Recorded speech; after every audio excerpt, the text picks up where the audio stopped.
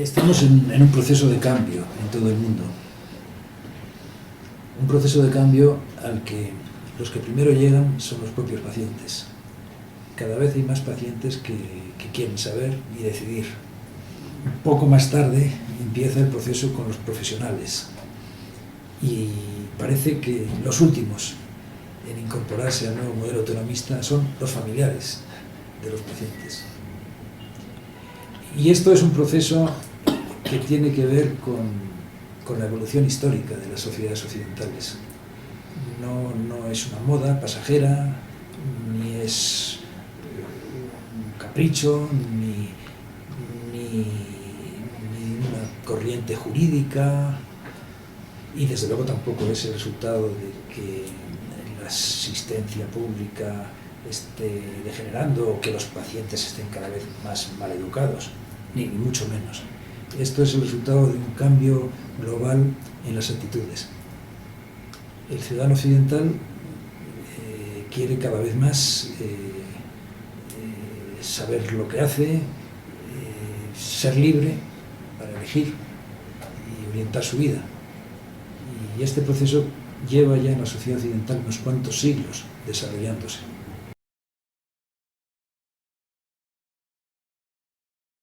Bueno, se puede decir que un médico respeta la autonomía del paciente en la medida en que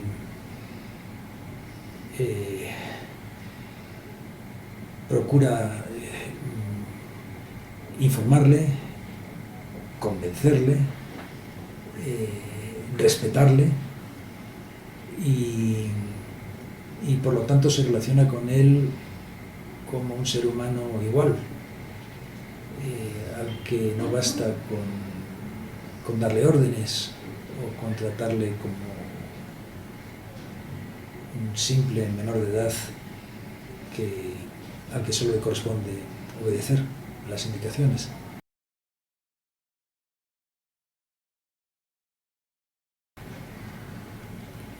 Una señal de alarma serían los enfrentamientos que yo tengo con mis propios pacientes, porque cuando yo mantengo un modelo paternalista y me encuentro con cada vez más pacientes que no están dispuestos a encajar en ese modelo y que quieren ser autónomos, ahí se producen los conflictos.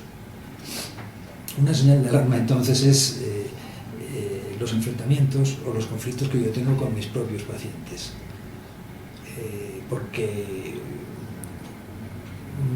muchos de ellos, tal vez la mayoría de los enfrentamientos, son enfrentamientos de choque de modelos.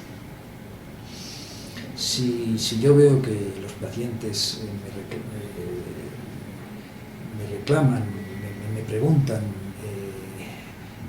y no obedecen y no confían en mí como yo esperaba que deberían confiar, eso significa que yo tengo expectativas paternalistas y que me estoy encontrando no con pacientes peores, ni mejores, ni mal educados, sino con pacientes que tienen otros valores y otras aspiraciones en la vida.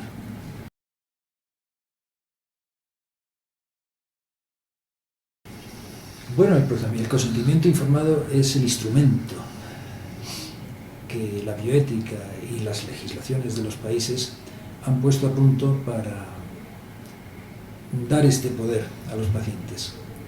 El poder de rechazar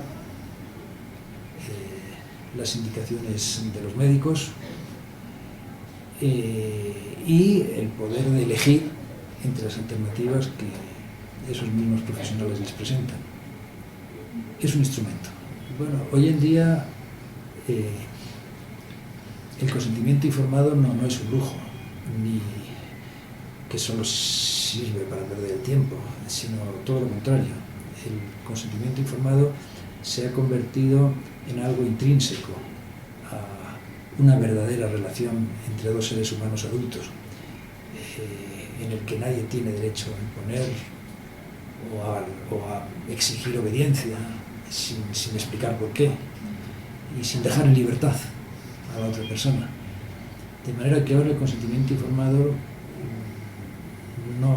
desde luego no debemos verlo como un lujo o como como una molestia o un imperativo legal, sino como la ocasión de relacionarnos con nuestros pacientes como lo que verdaderamente son, es decir, como seres humanos capaces de elegir y decidir.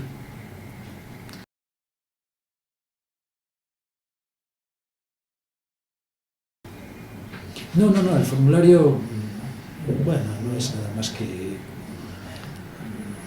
un formulismo, un añadido a este proceso del que hablo. El consentimiento informado es un proceso interno a la relación con el paciente. Es algo que sucede en la relación con mi paciente. No es una firma. La firma solo viene a certificar, es el colofón de este proceso, pero no es el proceso. La elaboración de formularios y la firma de los formularios es un instrumento para promover la autonomía del paciente, para asegurar que el paciente recibe toda la información que puede necesitar, para certificar que el proceso se ha producido. Y por lo tanto es un instrumento que sirve para proteger, no al médico, sino para proteger la autonomía del paciente.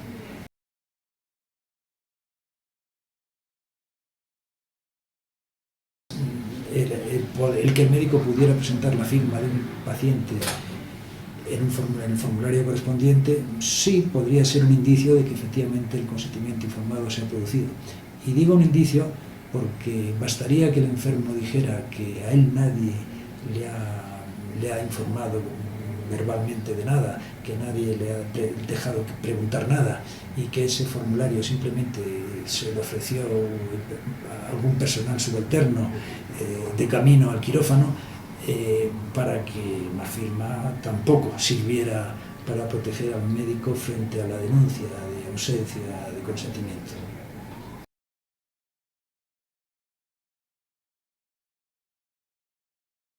Bueno, el rechazo a la transfusión de sangre, como el rechazo a cualquier otro tratamiento, es objeto de consentimiento informado. Cualquier paciente capaz para decidir puede rechazar cualquier tratamiento médico, incluida la transfusión de sangre. Claro, lo que ocurre es que la capacidad para decidir admite grados, y cuando se trata de tratamientos de la máxima gravedad porque ponen en peligro la vida o entrañan riesgos de lesión irreversible, en esos casos se debe exigir una capacidad para decidir máxima, que solo puede tener un individuo adulto, con todas sus capacidades conservadas. Lo que significa que un testigo de Jehová adulto y plenamente capaz para decidir puede, claro está, rechazar una transfusión de sangre. Bueno, la puede rechazar siempre y cuando esté en libertad para decidir. Una libertad que pueden quitarle tanto las amenazas de un médico como las coacciones de su propio grupo confesional. Es por eso que a los testigos de Jehová hay que garantizarles también el derecho a la confidencialidad.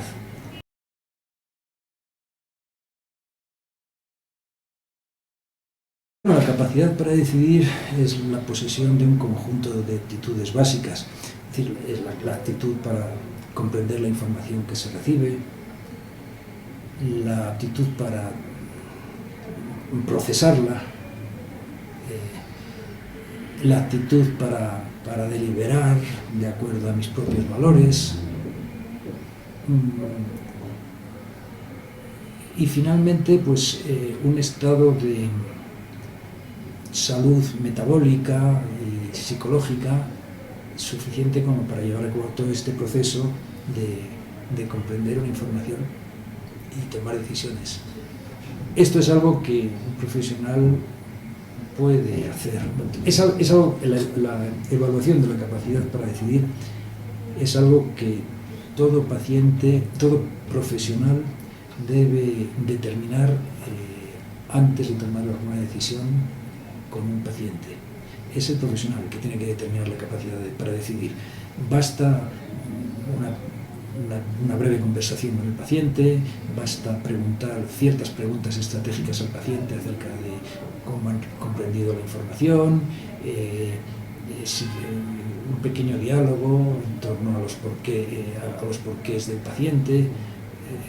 Es algo que en los consentimientos informados no complicados se puede hacer en unos pocos minutos.